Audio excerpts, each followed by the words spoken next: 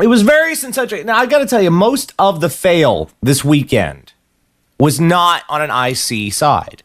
I got to tell you. The IC stuff is mostly pretty cool. It's the out-of-character shit that was a fail. Let's talk about Mage, shall we? Luke, you ran a fabulous game. I enjoyed every minute of it. Every minute related to the game. I had other issues going on that were related to my liver was trying to escape, but that's something else. Luke ran Mage game this weekend, and the plot involved, we all arrived at Windsor's Concilium, and the plot revolved around this thing that was coming from another time, this great grand portent that was going to be really awesome. We all knew instinctively this was not a bad thing. This would be really awesome. And everybody's like, ooh, what will the awesome be? We had no idea what it was going to be, what was going to happen. Just, ooh, we'll get to Requiem. Don't worry. We'll get to Requiem. I promise you. I promise you. There were some lulls in Requiem too. So we're all like, what should it be? And the local Concilium's like, well, let's figure some stuff out and come up with stuff. Okay. You two are in charge of this. Finally, it starts coalescing. And it appears that it shall become a door. Strange, weird, magic, wonky door. Okay, there's going to be a door. There will be a door. Okay, got it. So there is a door. Something will come through this door. Don't ask how we know this. We have arcana flying around and all this shit's going on. Someone will come through this door. Well, the Concilium picked Zohar and Gypsy, Mysterium and the Free Council to be the first persons to talk to this person and find out what was going on and what they needed and all this shit. A representatives and one ladder guy. So they picked them. They're going to be the people to talk to this thing. All right. We have a plan. We has a plan. Got it. And I'm being lyric. And I'm Zohar's student. So I'm there trying to help out. Our first attempt would be that we need to keep everyone back from the door until it opened. This was not a hard issue. Stay back from the door. Don't fuck with the door. Don't kick the door. Don't punch the door. The guy's going to come through. He's going to talk to us. Leave the fucking door alone. Just stay back from the door. This proved to be impossible. Not for in-character reasons, but because the majority of the Mage Chronicle present did not seem to understand the concept of personal fucking space. It was probably one of the strangest behavioral studies I've ever seen. Okay? People are moving, like clustering forward, and they're like piling up behind each other. We're like, move back. And they'd kind of look at us and like, you know, it was a little bit hurt. And they'd take like a couple baby steps back. Like it was physically painful for them to step anywhere in the other direction of the plot cookie. You know, it was like it was like, oh, we can't. And and then as soon as I would turn to deal with something else, I'd look back, the fuckers had come back closer again. It was like the absolute worst game of red light, green light in the world. We're like, what the fuck are you doing? Get back! Stay back! One guy runs up and he's like, I must get through, and he pushes past me. I'm like, dude, no, you can't. They set this stuff up. And I swear to God, he turns, he looks at me, and he says the magic words. The words that if you hear in any venue, in any circumstance, you know comedy is about to ensue. Can we guess which words he said, ladies and gentlemen? Can someone go with me? Say it with, do you know who I am? Yes, he actually said, do you know who I am? He actually said that to my character, who, of course, I don't give a fuck. I don't care if you're Jesus. I'm going to chew you out. I think he was a free council guy at that point, Lana. Do you know who I am? Go fuck yourself. I don't know who you are. I don't give a shit who you are. Nobody goes near the fucking door. How hard is this? And this went on for about an hour. This went on for an hour of people just trying. We have to hump the door is what we have to do. We have no other options available to us. We must be in proximity to the door and grind our crotches against it. We don't know what else we're doing. We just know we love the door. This is what happened. It was funny. Finally, the door opens. And the man from long ago and far away and whatnot comes out and talks to us and says, we have this special stuff for you. It's important. Come along. You're all welcome. All are welcome. We must do this. Come on. All are welcome. It's pretty much that was the gist of it. Nobody was being left out. Everybody was going to be all part of this. Okay. Great. Well, not so much. As soon as that door came open, every single fucking mage in that room, whoom, they want to be in the door. They wanted to be right in the middle of the fucking door. They wanted to be in that door. Ladies and gentlemen, it was a Down syndrome parade. Okay? I half expected to hear oobla-dee, oobla-da, life goes on.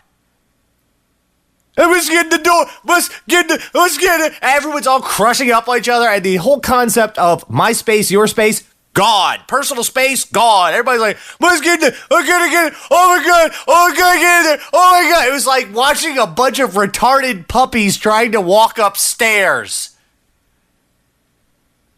And of course, when people would get into the room, instead of going further on inside, they'd stop. And because they would stop, everyone behind them stopped and would start piling up on each other. So we have this room that doesn't have the best air conditioning. It's getting a little warm. Everyone's wearing jackets because it's cold outside. It's not well lit. So you have all these people just sort of crammed up against each other. People are starting to not smell good. I gotta be honest here. Even I was getting a little ripe. This was a living hell. This was a living fucking hell. I'm sitting here going, God, I hate these people. I hate them so much. I hate you all. We all finally get into this room. Now, keep in mind, we are 10 minutes to the end of the mage venue for the weekend. Or for that day. Not for the weekend, for that day. 10 minutes to the end. Lana has spent... How long did you spend on that room, Lana, sweetie? Lana was decorating the room. How long did you spend on that thing? Okay? An hour. Okay, Lana spent an hour, over an hour, setting up this room for this part of it. It was brilliant. It was beautiful. We had lights and the things and the crystals and the wood and all this stuff. All of this stuff all set up for 5 minutes of gaming. For 5 minutes. Okay? We were in there for 5 minutes. I looked at Lana and I thought she was going to kill a bitch. I thought Lana's head, I thought there was about to be flames shoot out of this poor woman's eyes. I mean, like, Lana looked like she was going to kill a bitch. We're going to be here for 5 minutes? 5 minutes? For 5 fucking minutes? Lana was not a happy girl. Can someone help Bankston try and get connected, please? Because I can't, because I'm telling the story. Then we got to the end of the game for the day, and Luke started taking questions.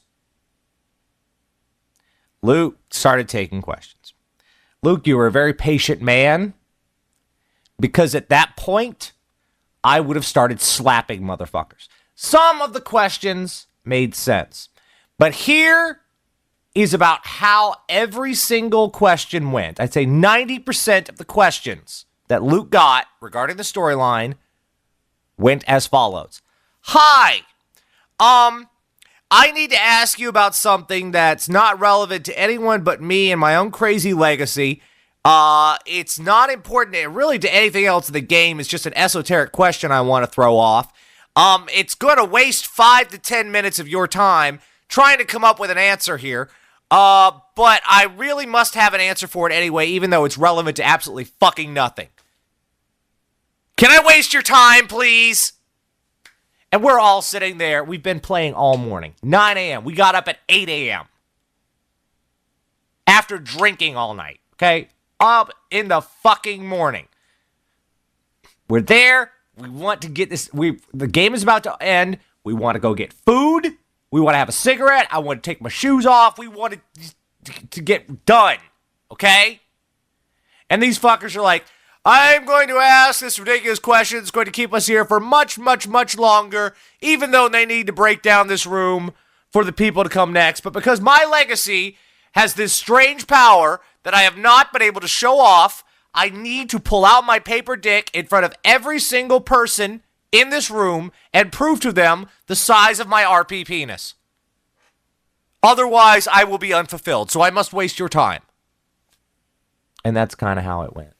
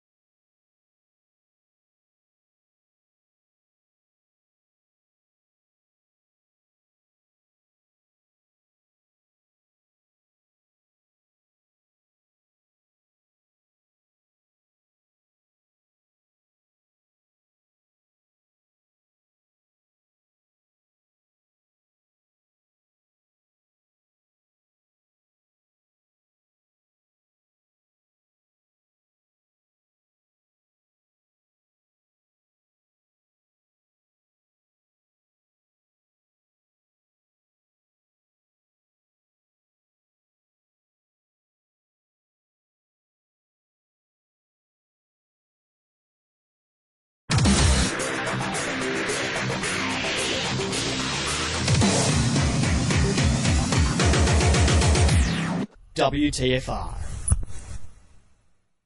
Disclaimer. This edition of Two's Company 3's Allowed just like every edition of Two's Company, Three's Allowed, is going to be very naughty. Disclaimer, disclaimer. This edition of Two's Company, Three's Allowed will contain bad language, condescension, mock value. Disclaimer, disclaimer. If you are a little pussy bitch, you may not want to listen to this show. Disclaimer over and out.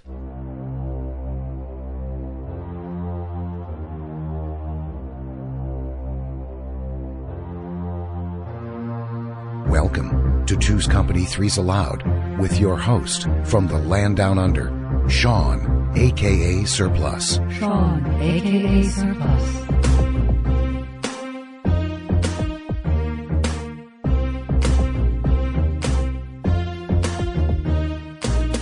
Dissecting the latest news on the issues that invade your privacy and take away your rights as we move closer to a one-world government. And finding solutions alongside you, the listener, to fight against the New World Order. And now, here's your host, Sean. A.k.a. Surplus. Yes, welcome ladies and gentlemen, welcome to Two's Company, Three's Allowed, brought to you by the one, the only WTFR, where thought is free radio. I'm your host, Sean. I'm going to be with you for the next 2, maybe 3 hours, more than likely just probably 2.5. We'll see what happens, because you know how I can rant. The date today is the 2nd of May 2025, and the temperature is okay in the studio, but terrible outside. It's only 3 degrees Celsius outside the studio, 22 degrees Celsius here in the studio, with a 33% humidity rating at an okay level. Alright, let's get the hellos and thank yous out of the way. 16:50 a.m. Tonawanda / Buffalo, New York. Thanks to the good Jimmy X. Thank you to you, sir. As always, a salute. The hip hippies. Hip hip hooray for the hippies. Always covering us wherever they can. Not so much in the colder months, of course, because, they don't get out onto the beaches in their Scooby-Doo van. Smoke a Scoob. Or no, don't smoke a Scoob. Smoking is bloody unhealthy for you. Make a Scooby butter and cook me up some cookies, hippies. All right. You have my address. I don't know whether they'll make it through customs, but okay. Radio.garden. Get on over to radio.garden. I'll get it right on the night once I get my tongue untied. I just finished eating, so bear with me. I've always got an excuse, haven't I? Radio.garden and type in Myrtleford, Myrtleford. That's Myrtleford. And you'll be able to hear the 24/7 random repeats that I have going on over there, where it's different hosts, different shows, and they're repeats of older broadcasts that you might have missed out on, but are a wealth of information. 107.9 FM when it comes to Bundaberg and Brisbane. Thank you to you, crew. Really appreciate your time. Haven't heard from you in a little bit. I hope yous are doing okay. Archive.org. If you've got a few dollars lying around the house, ladies and gentlemen, get on over to archive.org and send them a donation. They allow our freedom of speech, so we need to scratch their back, okay? Because there's not many places that allow you the free speech these days. Now, of course, I can make my own platform to still get the show out there, but it saves me a hell of a lot of trouble. I have a monthly subscription with them when it comes to a donation. I send them a monthly donation because they're worth their weight in gold. Thank you to archive.org. Radio-australia.org. Thank you to you. You came out of nowhere and you're still covering us. Really brave of you, that's for sure, with all the different content that we've got going on here. Some of it questionable, some of it just pure truth.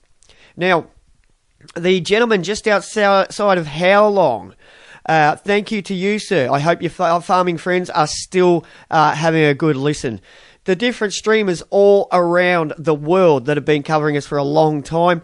I will try to get to playing the clip that lists all of those different streamers.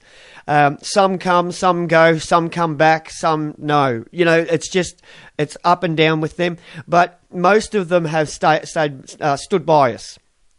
Now, if you want my personal archive.org page, it's tcta.club. You get over to tcta.club and you'll find all the recent shows that I've done, among other people's shows as well. Sometimes I like to put up BB9 shows. I like to put up Rob Ravel's shows, Monica Schaefer, whenever I can get the time to do so, because I like to listen to them first so I can take notes, and that takes a bit of time, rather than just saying, this is a show by Robert Rayvold, or this is a show by Blackbird 9, or this is a show by Monica Schaefer. I like to take notes of what's being said in their shows so I can give a proper presentation of their broadcast. Okay, hooliesblog.blogspot.com. Get on over to hooliesblog.blogspot.com and check that out. He's got some interesting stuff going up over there. Right, now that we've got the hellos and thank yous out of the way, and if there's anybody out there that I've missed, I apologise. Thank you to all of the AM and FM affiliates that don't like to be mentioned. Some of them just don't like to be mentioned, but they cover us nonetheless. They like to move around frequencies, I guess, and that's okay. All right, let's see here. What do we got with our random thoughts? We random thoughts. Episode 135. 135. Doing all right. Okay, let's get started with weaponization.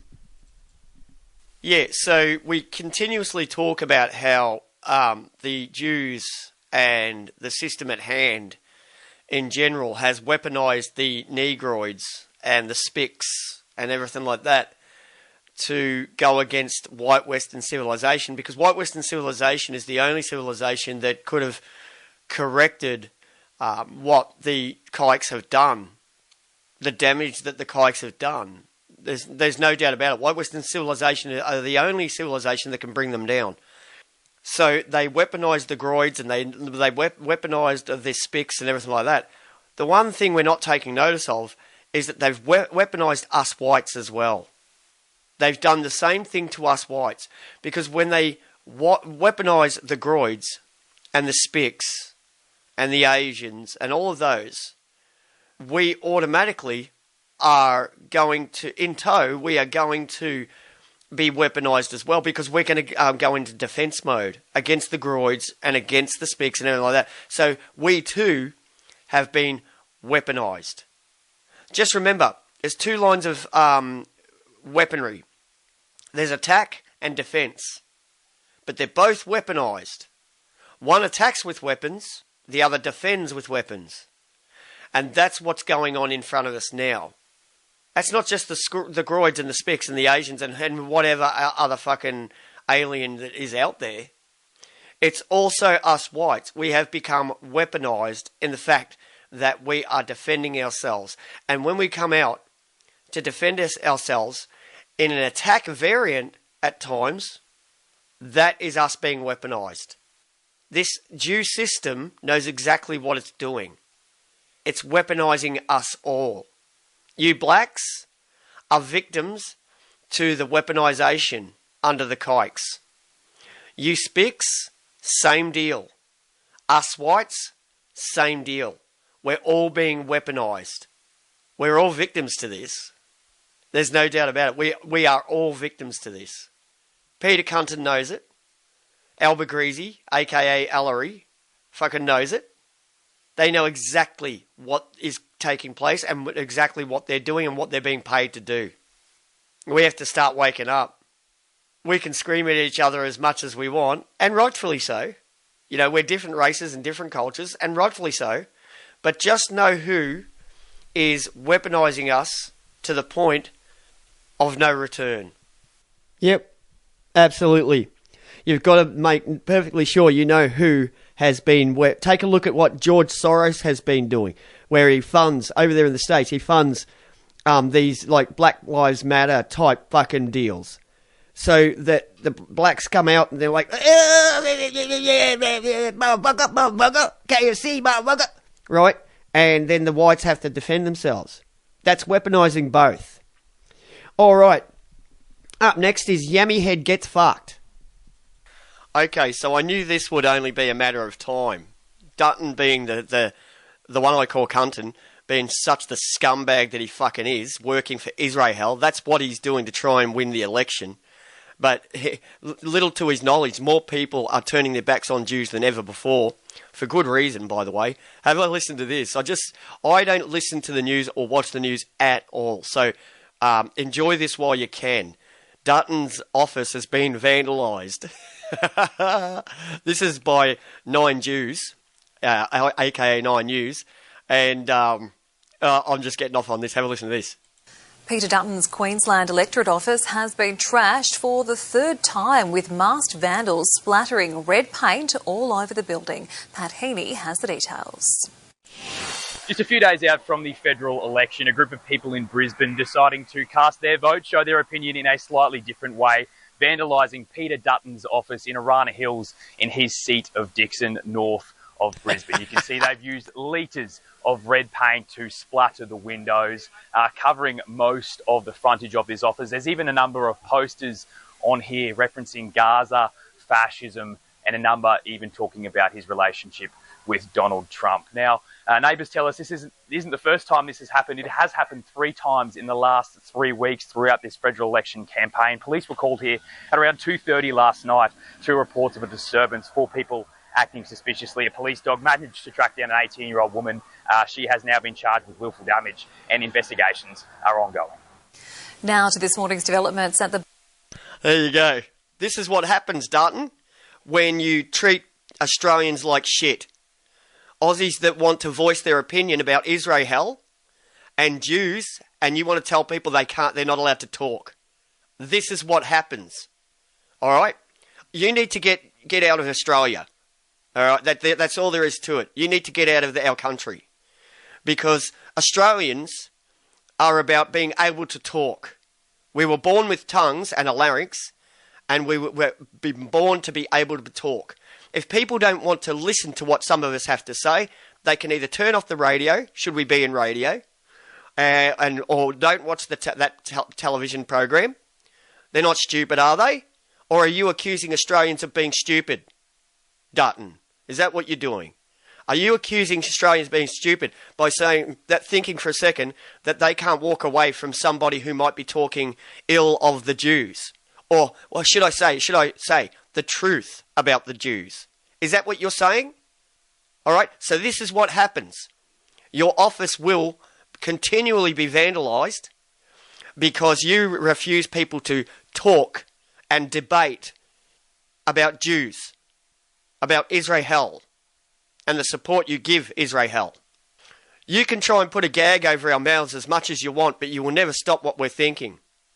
And I guarantee you, as your prisons fill up because of your anti-Semitism laws, more and more people are going to put their heads together.